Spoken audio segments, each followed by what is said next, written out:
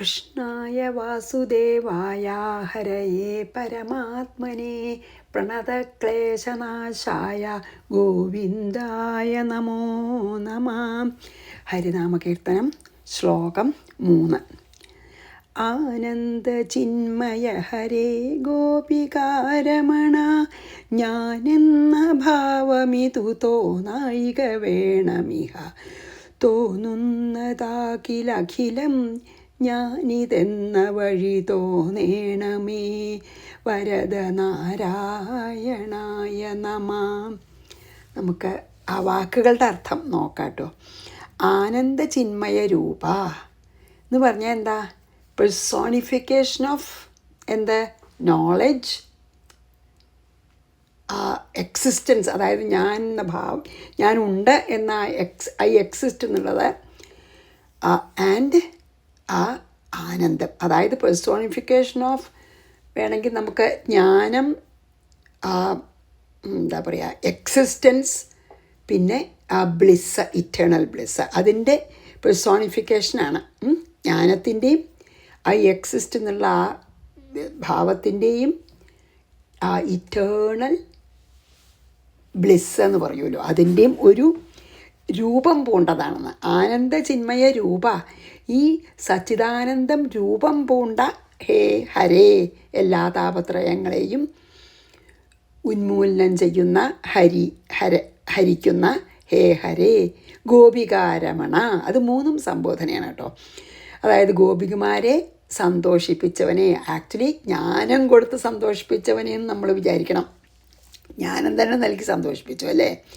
പിന്നെയോ ഞാൻ എന്ന ഭാവം, ഞാൻ എൻ്റേത് എന്ന ഭാവം, അതായത് അഹന്തയും മമതയും. അഹന്ത പറഞ്ഞാൽ ഞാൻ എന്ന ഭാവം, എൻ്റേതെന്നുള്ളത് മമത അല്ലേ നമുക്ക്. അപ്പോൾ എൻ്റെ അഹന്തയും മമതയും ഞാനും എൻ്റേത് എന്ന ഭാവത്തിനെയും എനിക്ക് തോന്നാതിരിക്കണേ എന്ന് പ്രാർത്ഥിക്കണം. എന്നിട്ടോ ഇഹ, ഇവിടെ, ഇപ്പോൾ എന്നൊക്കെ അർത്ഥമുണ്ട്. ഇനി അഥവാ തോന്നുന്നതാകിൽ, അങ്ങനെ തോന്നുകയാണെങ്കിൽ എനിക്ക് ഞാനെന്ന ഭാവം, ഞാൻ എൻ്റെ എന്നുള്ള ഭാവം തോന്നാണ്ടിരിക്കണേ എന്ന് പ്രാർത്ഥിച്ചു. ഇനി അഥവാ തോന്നുകയാണെങ്കിൽ, തോന്നുന്നതാകിൽ, അഖിലം ഞാനിതെന്ന വഴി, എല്ലാം ഞാനാണ്, ഞാനല്ലാതെ മറ്റൊന്നില്ല ഇവിടെ, ഈ ലോകം മുഴുവൻ ഞാൻ തന്നെയാണ് എന്ന് തോന്നിയാലും മതിയല്ലോ, ഞാനല്ലാതെ ഒന്നുമില്ല എന്ന്. എന്നാൽ അങ്ങനെ തോന്നിക്കണേ എന്ന് പറയുകയാണ്. വരദ മീൻസ് എന്ത് വരും ആ തോന്നൽ, ഞാൻ ഈ പിന്നെ പരമാത്മാവ് തന്നെയാണ്, ആ പരമാത്മാവ് തന്നെയാണ് ഈ ലോകം മുഴുവൻ നിറഞ്ഞു നിൽക്കുന്നതെന്ന് തോന്നിപ്പിക്കാൻ, ആ വരം നൽകാനും ആർക്ക്? ഭഗവാന് സാധിക്കുള്ളൂ. അതുകൊണ്ടാണ് വരദ പറഞ്ഞത്. എന്ത് ഇഷ്ടമുള്ള വരങ്ങൾ നൽകാൻ പിന്നെ കഴിവുള്ള ആളാണല്ലോ. അതുകൊണ്ട് എൻ്റെ ആഗ്രഹം ഇപ്പം എന്താ വെച്ചാൽ, എനിക്ക് ഈ ഞാൻ എന്നുള്ള ഭാവം തോന്നാതിരിക്കണം. ഇനി അഥവാ തോന്നുക വെച്ചാൽ, ഞാൻ തന്നെയാണ് ഈ പ്രപഞ്ചം മുഴുവൻ നിറഞ്ഞു നിൽക്കുന്നത്, ഈശ്വരൻ, അല്ലെങ്കിൽ ഈശ്വരൻ പ്രപഞ്ചം മുഴുവൻ നിറഞ്ഞു നിൽക്കുന്നു, ആ ഈശ്വരൻ തന്നെയാണ് ഞാൻ എന്നൊന്ന് തോന്നിക്കണേ എന്ന് ചോദിക്കുകയാണ്. വരദ പറഞ്ഞാൽ എല്ലാ വരങ്ങളും നൽകാൻ കഴിവുള്ളവൻ. അതാണ് ഈ ഇതിൻ്റെ എന്താ പറയുക, ശ്ലോകത്തിൻ്റെ ഒരു അർത്ഥം. പക്ഷെ നമുക്ക് അതിനെ പിന്നെ കുറച്ചും കൂടി ഇതായിട്ട് പറയാൻ നോക്കുകയാണെന്ന് വെച്ചാൽ, എന്താ വെച്ചാൽ ഈ 3 സംബോധന ആദ്യം പറയണമല്ലോ. സംബോധനയ്ക്ക് നല്ല അർത്ഥം ഉണ്ടെന്നാണ് ആ വ്യാഖ്യാതാക്കൾ പറയണത്. അതായത് ബാലകൃഷ്ണൻ നായർ സാറിൻ്റെയും PC ബാലകൃഷ്ണൻ്റെ ഒക്കെ ഞാൻ വായിച്ചു. അപ്പോൾ അതിലൊക്കെ പറയണതെന്ന് വെച്ചാൽ, ആ 3 സംബോധനകൾക്ക് വളരെ അർത്ഥമുണ്ടെന്ന്. അതായത് എനിക്ക് തോന്നാതിരിക്കണം. ഈ തോന്നുകയാണെങ്കിൽ ഈ ലോകം എല്ലാം ഈശ്വര സ്വരൂപമാണെന്നും അത് ഞാനാണെന്നും തോന്നണേ. എന്താ വെച്ചാൽ ഗോപികമാരെല്ലാം കൃഷ്ണമയമായി കണ്ടില്ലേ, അതുപോലെ എനിക്കും കാണാറാവണേ എന്നാണ്. അപ്പോൾ അതിൽ നമ്മൾ പറയൂലോ, പരമേശ്വരൻ താനെന്നുറയ്ക്കുമ്പോൾ പരമാനന്ദം എന്ന് പറയും നമ്മളെ. പരമേശ്വരൻ ആനാണെന്ന് ഉറച്ചാൽ പരമാനന്ദമായി എന്ന്. അപ്പോൾ അത് എനിക്ക് കിട്ടണമെന്ന് പറയണം. അപ്പോൾ അതാണ് ഈ ശ്ലോകത്തിൻ്റെ അർത്ഥം. പക്ഷേ ആദ്യത്തെ 3 സംബോധനയ്ക്ക് നല്ല അർത്ഥം ഉണ്ടെന്ന്. അതായത് 3 കാര്യങ്ങളാണത്രേ ആ സംബോധന കൊണ്ട് എഴുത്തച്ഛൻ നമ്മളോട് പറയണതേ. ആനന്ദ ചിന്മയ ഹരേ എന്നല്ലേ ആദ്യത്തെ. അതെന്താ വെച്ചാൽ ഈ ആനന്ദ ചിന്മയം എന്ന് പറഞ്ഞാൽ എന്താ? ഇപ്പോൾ മേപ്പത്തൂര് നാരായണീയത്തിൽ പറഞ്ഞ പോലെ സച്ച് ചിത്ത് ആനന്ദം തന്നെ രൂപം പൂണ്ടവനെ എന്ന് വിളിക്കുകയാണ്. അതായത് ആ ജ്ഞാനം എന്താണെന്ന് നമുക്ക് മനസ്സിലാക്കി തരാനേ, അതായത് സച്ചിദാനന്ദം ആണ് നമുക്ക് പ്രാപിക്കേണ്ട അവസ്ഥ എന്നെങ്കിലും നമുക്ക് മനസ്സിലാക്കണം. അതെന്താ സച്ചിദാനന്ദം വെച്ചാൽ ഈ ഒരിക്കലും വറ്റാത്തൊരാനന്ദമാണ്. അതിൽ ഞാൻ ആ ബോധം, ചിത്തെന്ന് പറഞ്ഞാൽ അതാണ്. എന്താ അറിയോ? ആ ബോധം, ആ എന്താ പറയുക, ശുദ്ധബോധത്തിനെയാണ് ചിത്തെന്ന് പറയുന്നത്. ആ ആനന്ദം പറഞ്ഞാൽ നമുക്കറിയാം ബ്ലിസ് അല്ലേ, അതായത് എതിരില്ലാത്ത അല്ലെങ്കിൽ അറ്റമില്ലാത്ത ആനന്ദം, ഇറ്റേണൽ ബ്ലിസ്, ഡിവൈൻ ആനന്ദമാണ് നമ്മൾ പറയണത്. ചിത്ത പറഞ്ഞു വെച്ചാൽ അശുദ്ധബോധത്തിനെ പറയണം. ഈ ശുദ്ധബോധത്തിനെ അറിയുന്നതാണ് സത്യം. ഞാൻ ശുദ്ധബോധമാണ് എന്ന് അറിയുന്ന ആ സത്യം എന്നർത്ഥം. ഞാൻ ശുദ്ധബോധമാണ്, ഇവിടെ അതല്ലാതെ യാതൊന്നുമില്ല, ബാക്കിയൊക്കെ വെറും പ്രതിബിംബങ്ങൾ, ജഡമായിട്ടുള്ള പ്രതിബിംബങ്ങളാണ് എന്ന സത്യം മനസ്സിലാക്കലാണ് നോളജ്.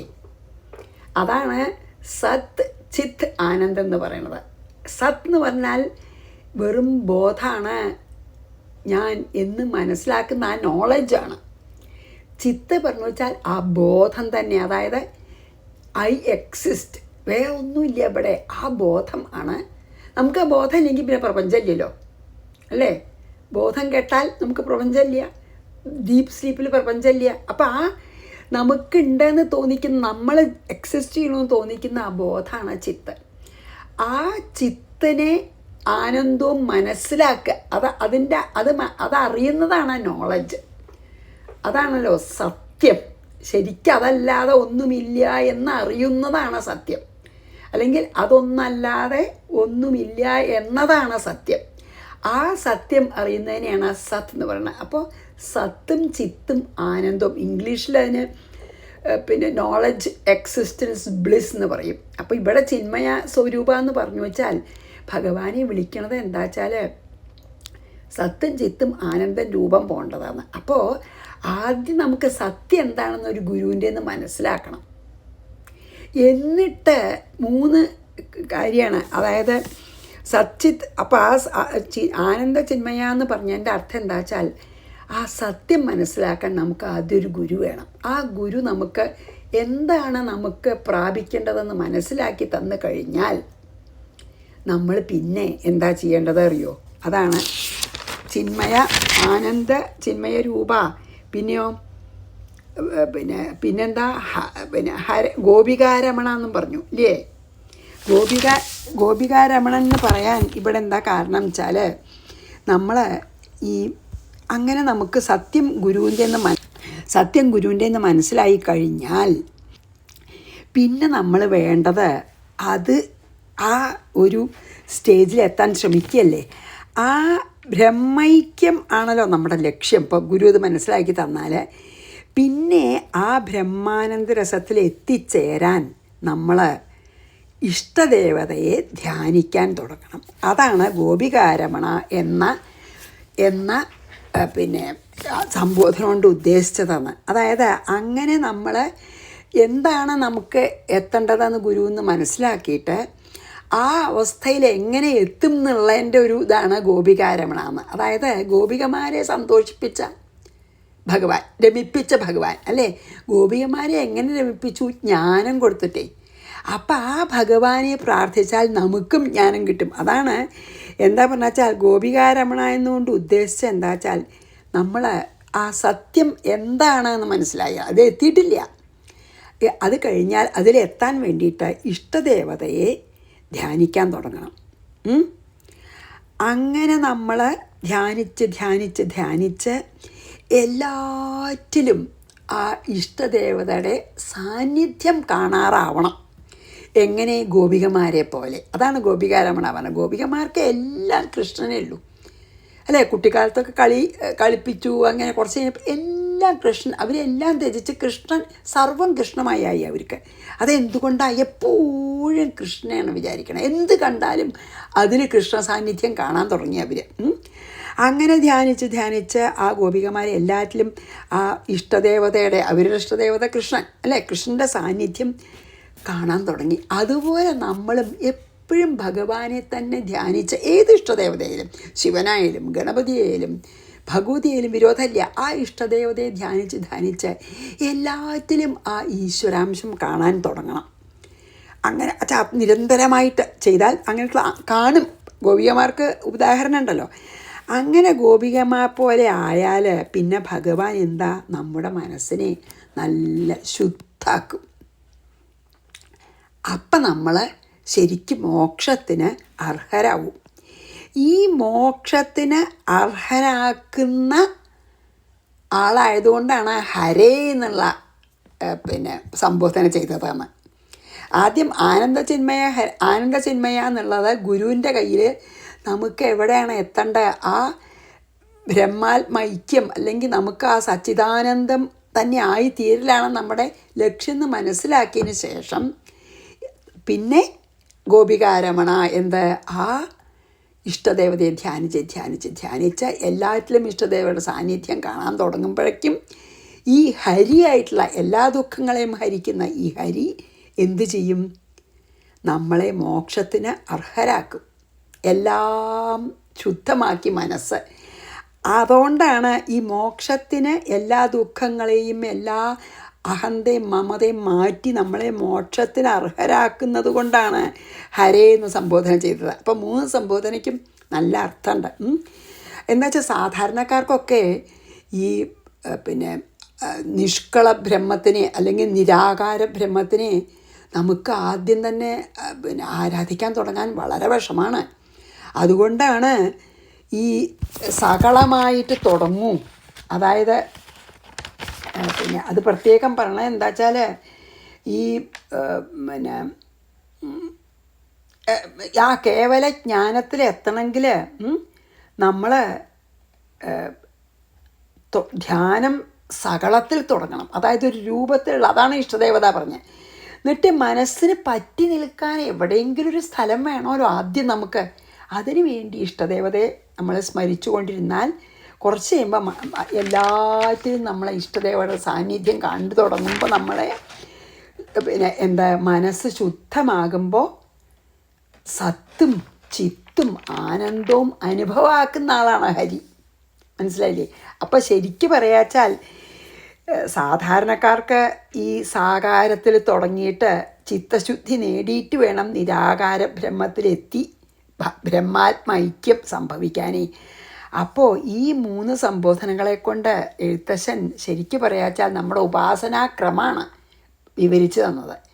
ഒന്ന്, എന്താണ് നമുക്ക് എത്തേണ്ടത്, ആ വസ്തു സത്യം എന്ത് സത്യത്തിലാണ്, അല്ലെങ്കിൽ ആ സച്ചിദാനന്ദ സ്വരൂപമാണ് ഞാൻ ആയിത്തീരേണ്ടത്, അല്ലെങ്കിൽ ആ അനുഭവമാണ് എനിക്ക് വേണ്ടതെന്ന് ഗുരുവിൻ്റെ നിന്ന് മനസ്സിലായാൽ പിന്നെ ഇഷ്ടദേവതയെ ധ്യാനിച്ച് ഇഷ്ടദേവതയെ എല്ലാറ്റിലും കാണാൻ തുടങ്ങി കഴിയുമ്പോഴേക്കും ഭഗവാൻ നമ്മുടെ മനസ്സ് ശുദ്ധാക്കിയിട്ട് മോക്ഷത്തിന് ആക്കി തീർക്കും.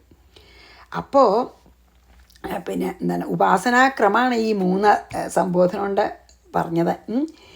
നമുക്ക് ഈ തുരീയാവസ്ഥയിൽ 4ാമത്തെ അവസ്ഥയിലുള്ള ആ ഒരു അനുഭവം നമുക്ക് സിദ്ധം ആകണമെങ്കിൽ മായയ്ക്ക് അതീതമായിട്ട് പോണേ. അതിപ്പോൾ നോക്കൂ, നമ്മൾ ഇന്നലെ ഇന്നലത്തെ ശ്ലോകത്തിൽ സൂര്യനും പ്രതിബിംബങ്ങളും പറഞ്ഞില്ലേ, അല്ലെങ്കിൽ കണ്ണാടിയുടെ മുമ്പിൽ നിൽക്കണ നമ്മളും കണ്ണാടിയിലത്തെ പ്രതിബിംബമൊക്കെ പറഞ്ഞില്ലേ. അപ്പോൾ ഈ പ്രതിബിംബങ്ങൾ എപ്പോഴാണ് ഇല്ലാണ്ടാവുക? അപ്പോൾ ജലം ഇല്ലാച്ചോട്ടെ, ഈ ജലത്തിൽ ഇപ്പോൾ ഒരു പാത്രത്തിൽ ജലമുണ്ട്, അതിൻ്റെ ഉള്ളിൽ ഒരു പ്രതിബിംബമുണ്ട്. ആ ജലം വറ്റിയാലോ ഈ പ്രതിബിംബം ആ യഥാർത്ഥ സൂര്യൻ മാത്രമേ ഉള്ളൂ എന്നാവും ഇല്ലേ? ഈ പ്രതിബിംബം ഇല്ലാതെയാവും. ആ പ്രതിബിംബത്തിന് കാരണമായിട്ടുള്ള യഥാർത്ഥ സൂര്യൻ മാത്രമേ ഉള്ളൂ എന്നാവും. അപ്പോൾ ആ ജലമാണ് ഇവിടെ മായ. ആ ജലം വറ്റിക്കഴിയണം, അല്ലെങ്കിൽ ഇല്ലാതെ ആക്കണം. അതിന് അതുപോലെ തന്നെ കണ്ണാടിയുടെ മുമ്പിൽ നിൽക്കുമ്പോൾ പ്രതിബിംബമുണ്ട്. മായയാകുന്ന ആ കണ്ണാടി മാറ്റിയാൽ ആ പ്രതിബിംബം ഇല്ല, പിന്നെ ഞാൻ മാത്രമേ ഉള്ളൂ അല്ലേ? അപ്പോൾ അത് നമുക്ക് ആ സച്ചിദാനന്ദം അനുഭവമാവണമെങ്കിൽ നമ്മൾ ഈ മായയ്ക്ക് അതീതമായി പോകണം. പോയിട്ടില്ലെങ്കിൽ എന്താ? പുനരഭിജനനം, പുനരഭിമരണം. അപ്പം ഈ ഞാനെന്ന ഭാവവും രാഗദ്വേഷാദികളും നമ്മുടെ ഉള്ളിലുള്ളതൊക്കെ അസ്തമിക്കണം. ഈ ഞാൻ അഹന്തയും മമതയും അല്ലെങ്കിൽ ഞാനെന്ന ഭാവവും ഈ രാഗദ്വേഷങ്ങളും ഒക്കെ ഉള്ളിടത്തോളം ഈ ജഡമായിട്ടുള്ള ശരീരവും ജഡമായിട്ടുള്ള പ്രപഞ്ചവുമായിട്ടുള്ള ബന്ധവും കർമ്മബന്ധനവും നമുക്ക് ഇല്ലാതാക്കാൻ പറ്റില്ല, ഈ അഹംഭാവം. അതുകൊണ്ടാണ് അത് കുറഞ്ഞു വരുന്തോറും നാം ബ്രഹ്മത്തിലേക്ക് ഇങ്ങനെ അടുത്തടുത്തടുത്ത് എത്തും. അപ്പം നമ്മൾ ഇതിനു മുമ്പേ ഭാഗവതത്തിൽ ഏതോ ഒരു സന്ദർഭത്തിൽ നമ്മളത് പറഞ്ഞുവല്ലോ. അതായത് ഏറ്റവും ഇടത്ത ഭാഗത്ത് പിന്നെ ഭഗവാൻ എന്ന് വിചാരിക്കുക, പരബ്രഹ്മെന്നോ എന്താ വെച്ചാൽ പറയാം. പക്ഷെ നമുക്ക് ഭഗവാൻ എന്ന് വിചാരിച്ചാൽ എളുപ്പമുണ്ടെന്ന് വിചാരിച്ചിട്ട് പറയുകയാണ്. സച്ചിദാനന്ദ സ്വരൂപനായിട്ടുള്ള ഭഗവാൻ ഏറ്റവും ഇടത്ത ഭാഗത്ത്, നടുക്ക് ജീവാത്മാവ്, നമ്മൾ വലത്ത് ഭാഗത്ത് പ്രപഞ്ചം. അങ്ങനെ ഏറ്റവും ഇടത്ത് ഭാഗത്ത് ഭഗവാൻ, നടുക്ക് നമ്മളെ ജീവാത്മാവ്, പിന്നെ കുറച്ചപ്പുറത്ത് പ്രപഞ്ചം, ജഡമായിട്ടുള്ള പ്രപഞ്ചവും അനുഭവങ്ങളും ഒക്കെ.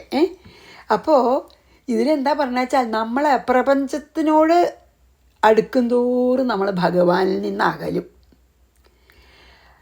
പ്രപഞ്ചത്തിൽ നിന്ന് അകലും തോറും നമ്മൾ ഭഗവാനോട് അടുക്കും അല്ലേ?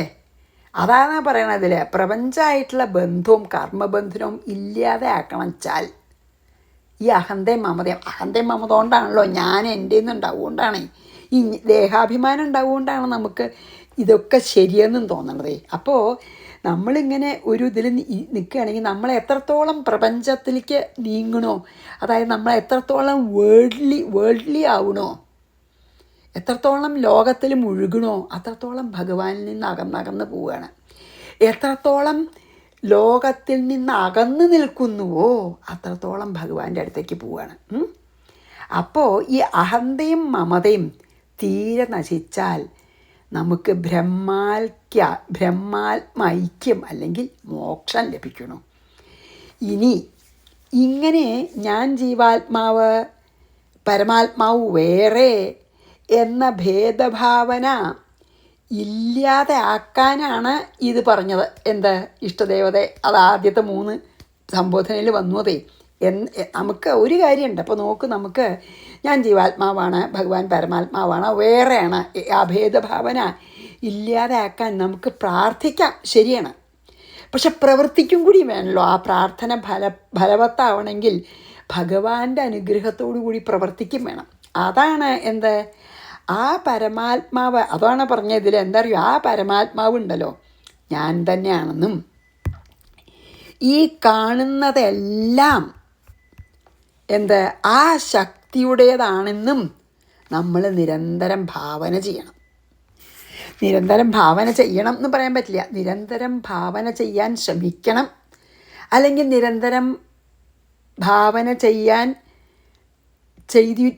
ചെയ്യാനുള്ള ശ്രമമെങ്കിലും നമ്മുടെ അടുത്തുനിന്ന് വേണം, നമ്മുടെ ഭാഗത്തുനിന്ന് വേണം. അങ്ങനെ നമ്മൾ ആ അതായത് പരമാത്മാവ് നമുക്കത് അറിയാമെന്ന് വെച്ചോളൂ. അപ്പം ഭേദഭാവന ഇല്ലാതെ ആക്കാനുള്ള വഴിയാണ് പറയണത്. അറിയോ, പരമാത്മാവും ജീവാത്മാവും ഞാൻ വേറെയാണെന്നാണ് നമുക്കിപ്പോൾ ബോധം. പക്ഷെ നമ്മൾ എങ്ങനെയാണ് അതിനെ ഇല്ലാണ്ടൊക്കെ അറിയോ? ആ പരമാത്മാവ് തന്നെയാണ് ഞാൻ, അല്ലെങ്കിൽ ഇങ്ങനെ പറയാം, ആ പരമാത്മാവ് തന്നെയാണ് ഈ കാണുന്ന പ്രപഞ്ചം എല്ലാം, അല്ലെങ്കിൽ ഈ പ്രപഞ്ചമൊക്കെ ആ ശക്തിയുടേതാണ് എന്ന് ഞാൻ ആ ശക്തി തന്നെയാണ്, അല്ലെങ്കിൽ ഞാൻ ആ പരമാത്മാവ് തന്നെയാണ്, ഈ കാണുന്നതെല്ലാം ആ പരമാത്മാവ് തന്നെയാണ്, ഞാനും അതാണെന്ന് നിരന്തരം നമ്മൾ ഭാവന ചെയ്യാൻ അഭ്യസിക്കണം. അത് നമ്മൾ ട്രൈ ചെയ്തുകൊണ്ടിരിക്കണം. അതായത് നമ്മളെപ്പോഴും ആ ഒരു ബോധം, നൊച്ചൂർ സ്വാമി പറയേണ്ടത്, we are just the pawns in the hands of that shakti എന്ന്. നമ്മൾ വെറും ഇപ്പോൾ ഒരു പാവകളിക്കാരൻ്റെ കയ്യിലത്തെ പാവ പോലെയാണെന്ന്. പാവകളിക്കാരൻ വിചാരിക്കണ പോലെയല്ലേ ആ ചരട് ഇളക്കുക, അപ്പോഴല്ലേ അത് കളിക്കുക. അതുപോലെ നമ്മൾ ഭഗവാന്റെ കയ്യിൽ വെറും ചൂതുകളാണ്, അല്ലെങ്കിൽ കളിപ്പാട്ടാണ് ഭഗവാന്റെ കയ്യിലത്തേന്ന് അങ്ങോട്ട് നമ്മളെ ഉറയ്ക്കണം. അതായത് നമ്മൾ ചെയ്യുന്നതെല്ലാം ഭഗവാൻ ചെയ്യിക്കുകയാണ്. എൻ്റെ മഹത്വമോ മഹത്വമില്ലായ്മയോ ഒരു പ്രസക്തിയും അതിനില്ല. ഞാൻ ചെയ്തത് ചിലപ്പോൾ നന്നായി, ഞാൻ എന്തെങ്കിലും അച്ചീവ് ചെയ്തു, എനിക്ക് ക്രെഡിറ്റ് എടുക്കാൻ പറ്റില്ല. ഞാൻ എന്തെങ്കിലും ചെയ്തു, അത് ശരിയായില്ല, ഒക്കെ തെറ്റി, എല്ലാം മോശമായി, അതിനെനിക്ക് അതെൻ്റെ കുറ്റമല്ല, രണ്ടുമല്ല. എന്താ വെച്ചാൽ ഭഗവാൻ ചെയ്യിക്കുകയാണ് എല്ലാം. അത് എൻ്റെ മഹത്വമോ മഹത്വമില്ലായ്മയോ ഒന്നും അതിൽ വരണില്ല. അത് ഓർമ്മിക്കണം. അതായത് ഞാൻ ഭഗവാന്റെ കയ്യിൽ വെറും കരുക്കളാണ്. അപ്പം എന്താ വെച്ചാൽ ഈ രാഗദ്വേഷാദികളും അഹംഭാവവും പതുക്കെ ഇല്ലാണ്ടാവും. അപ്പോൾ എപ്പോഴാണ് അതിങ്ങനെ മുഴുവനില്ലാതെ ആവണ അഹന്തയും മമതയും? അപ്പോൾ ബ്രഹ്മാത്മൈക്യം ഉണ്ടാവും. അപ്പോൾ നമ്മൾ അർഹാവും മോക്ഷത്തിന്. അപ്പം നമുക്ക് ആ നിസ്സീമമായിട്ടുള്ള ആനന്ദവും ശാന്തിയും അനുഭവമാവുകയും ചെയ്യും. പിന്നെ ബാലകൃഷ്ണൻ നായർ സാറ് പറയുന്നുണ്ട്, അല്പം ത്യജിച്ചിട്ട് പൂർണ്ണം വരിക്കണ ഒരു പ്രക്രിയയാണെന്ന് പറയുന്നുണ്ട്. എന്താ അറിയോ, അത്ര അല്പമാണ് ഈ ലോകേ. കാരണം പെർമനൻ്റ് അല്ലല്ലോ, എല്ലാം നമ്മൾ കാണുന്നുണ്ടല്ലോ ദിവസേന. ഒരു കാര്യമെങ്കിലും ഇവിടെ സ്ഥിരമില്ല. വെറും അല്പമായിട്ടുള്ള സുഖങ്ങളാണ്, വെറും നൈമിഷിക സുഖങ്ങളാണ് ഇവിടെ ഉള്ളത് മുഴുവൻ. അപ്പോൾ ഈ അല്പമായിട്ടുള്ള നൈമിഷിക സുഖങ്ങളെ ത്യജിച്ചാൽ നമുക്ക് കിട്ടുന്നത് എന്താ? അതായത് ഈ ലോകത്തിനോട് കിട്ടുന്നത് നമുക്ക് പൂർണ്ണം, കംപ്ലീറ്റ്ലി പിന്നെ ഒരിക്കലും അതൊന്നും നമുക്ക് തിരിച്ചു വരണ്ട. പിന്നെ എന്താണ്, അങ്ങനെയുള്ള ഒരു ആനന്ദം അല്ലേ, ആ സച്ചിദാനന്ദത്തിലാണ് നമ്മൾ വർത്തിക്കുന്നത്. ഈ നൈമിഷികമായിട്ടുള്ള സുഖങ്ങളെ ത്യജിച്ചാൽ. അതുകൊണ്ടാണ് അങ്ങനെ പറയണത്. എന്താ അറിയുക, അല്പം ത്യജിച്ചിട്ട് പൂർണ്ണം വരിക്കാലോ. അതിനെന്താ വഴി? എപ്പോഴും ഭഗവാൻ നിറഞ്ഞു നിൽക്കുകയാണ് ഈ ലോകം മുഴുവനും. ഞാൻ ആ ഭഗവാൻ തന്നെയാണ് ഞാനെന്നും. അപ്പോൾ എന്താണ് പിന്നെ ഇദ്ദേഹം പറയണെച്ചാൽ, ഈ പ്രപഞ്ചം അതായത് ഞാനെന്നും എൻ്റെ എന്നും എനിക്ക് തോന്നാതിരിക്കണമെന്ന് ആദ്യം പ്രാർത്ഥിച്ചു. എനിക്ക് ആ ഭേദഭാവന ഇല്ലാണ്ടിരിക്കണമെന്ന് പ്രാർത്ഥിച്ചു. ഇനി അങ്ങനെ തോന്നുകയാണെങ്കിൽ ആ തോന്നൽ, ഈ കാണുന്ന പ്രപഞ്ചം എല്ലാം ഈശ്വര സ്വരൂപമാണെന്നും അത് ഞാനാണെന്നും തോന്നണമെന്ന്. ഇനി അങ്ങനെ തോന്നുകയാണെങ്കിൽ ആ തോന്നലിൽ എന്താ വേണ്ടത്? ഈ കാണുന്ന പ്രപഞ്ചം എല്ലാം ഈശ്വര സ്വരൂപമാണ്, അത് ഞാനാണെന്നും തോന്നിക്കണേന്ന്. അത് ഇപ്പോൾ ഗോപികമാർക്ക് ശരിക്കും അങ്ങനെ തന്നെയാണ്. എന്നുവെച്ചാൽ അവർ കൃഷ്ണനെ ധ്യാനിച്ച് പിന്നെ അവർ കൃഷ്ണനായിട്ട് ഭാവിക്കും ചെയ്യും. ഞാൻ കൃഷ്ണനാണെന്ന് ഭാവിക്കും കൂടി ചെയ്യുന്നു അല്ലേ. എന്നിട്ട് അങ്ങനെ കളിക്കുകയൊക്കെ ചെയ്യുമല്ലോ അവർ. അങ്ങനെ കൃഷ്ണനെ ധ്യാനിച്ചിട്ടും കൃഷ്ണനെ നിരന്തരം എല്ലാറ്റിലും അവർ കൃഷ്ണ സാന്നിധ്യം കാണാതെ ഒന്നുമില്ല. അങ്ങനെയായി അവർക്ക്. അപ്പോഴാണ് ഭഗവാൻ അവർക്ക് മോക്ഷം കൊടുക്കണത്. അപ്പോൾ ഗോപികമാർ ശരിക്കും അങ്ങനെയും പറയുന്നുണ്ടല്ലോ, ഗോപികമാർ ദേവസ്ത്രീകളാണെന്ന് പറയും. അതെന്താ വെച്ചാൽ ദേവസ്ത്രീകളെ എത്രയോ തപസ് ചെയ്തിട്ടാണ് അത്രേ ഇവിടെ ജനിച്ചത്. എന്താ വെച്ചാൽ പിന്നെ സ്വർഗത്തിൽ എന്താ വെച്ചാൽ സ്വർഗ്ഗം അനുഭവിക്കാമെന്നേ ഉള്ളൂ. ആ സ്വർഗാനുഭവം കഴിഞ്ഞാൽ ആദ്യം മനുഷ്യന്മാരായിട്ട് ജനിക്കണേ. സ്വർഗം കുറച്ച് കാലമേ ഉള്ളൂ, പെർമനൻ്റ് അല്ല. അതുകൊണ്ടാണ് അവർ ഗോപികമാരായിട്ട് ജനിച്ചത്. അപ്പം പിന്നെ പുനരാവർത്തിരഹിതമായ മോക്ഷം കിട്ടി. അതായത് തിരിച്ച് പിന്നെ പുനരഭിജനനം ഇല്ലാത്ത മോക്ഷം ഭഗവാൻ ഗോപികമാർക്ക് കൊടുത്തു. പുനരാവർത്തിരഹിതമായിട്ടുള്ള മോക്ഷം എന്ന് പറഞ്ഞാൽ എന്താ? പിന്നെ ഭഗവാൻ ആ സച്ചിദാനന്ദം തന്നെയായിട്ട് വർത്തിക്കുകയാണ്. പിന്നെ ഭഗവാൻ തന്നെ ആയിത്തീർന്നു അവർ അല്ലേ. അതുപോലെ എനിക്ക് ഈ തോന്നൽ, അതായത് ഞാനാണെന്നുള്ള തോന്നൽ, ഞാൻ വേറെയാണെന്നുള്ള തോന്നൽ ഇല്ലാതിരിക്കണം. ഞാൻ അഥവാ ഉണ്ടാവുകയാണെങ്കിൽ കാണുന്നതെല്ലാം ഈശ്വരനാണെന്നും അത് ഞാനാണെന്നും എനിക്ക് തോന്നിക്കണേ. അങ്ങനെ എല്ലാം ഈശ്വരമയമായി കാണാൻ സാധിക്കണേ. അതുപോലെ എന്നോടും അതുപോലെ കാണിക്കണേ. ഗോപികമാരോട് കാണിച്ച ആ ഒരു പിന്നെ എന്താ പറയുക, കാരുണ്യം, ഹേ വരദ, വരം നൽകുന്നവനേ, അതാണ്. അതായത് നമുക്ക് ശരിക്കും അഹംഭാവം കളയാൻ വയ്യാച്ചാലേ, അതാണ് പറയുന്നത്, അഹങ്കാരം കളയാൻ വയ്യാച്ചാൽ അഹങ്കാരത്തിനെ പ്രപഞ്ചത്തിനോളം അങ്ങോട്ട് വളർത്തിയാൽ മതി. അപ്പം എല്ലാം ഞാനാണെന്നാവൂലോ. അങ്ങനെ പക്ഷേ ഒരു കാര്യമുണ്ട്, അങ്ങനെ സാധിക്കണമെങ്കിൽ ഈ വരദനായിട്ടുള്ള അങ്ങയുടെ കൃപാവലികൾ തന്നെ വേണമെന്ന് പറയാൻ. എന്തിനും ഭഗവാൻ, അതാണ് നമ്മൾ വെറും കരുക്കൾ എന്ന് അപ്പോഴും ആലോചിക്കണം.